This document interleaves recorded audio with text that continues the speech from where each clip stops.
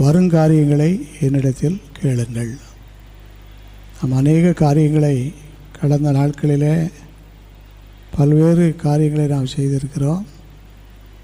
அதை சில வேளைகளிலே ஜெபத்தோடு செய்திருப்போம், சில வேளையிலே சுயமாக செய்திருக்கலாம். ஆனால் அப்படி எந்த ஒரு சூழ்நிலையும் வரும் நாட்களில் நமக்கு வராதபடிக்கு வருங்காரியங்களை என்னிடத்தில் கேளுங்கள் என்று ஆண்டவர் நமக்கு ஒரு ஆறுதலான, எச்சரிப்பான, ஆலோசனையான ஒரு வசனத்தை நமக்கு கொடுத்திருக்கிறார். வருங்காரியங்களை என்னிடத்தில் கேளுங்கள். ஆண்டவர் கடந்த காலத்தை அறிந்தவர், நிகழ்காலத்தை அறிந்தவர், வருங்காரிய காலத்தையும் அறிந்தவர். அவரிடத்திலே நாம் வருங்காரியங்கள் என்னென்ன காரியங்களுக்காக நாம் ஜெபிக்கிறோமோ அதை என்னிடத்தில் கேளுங்கள் என்று இதில் வாசிக்கிறோம்.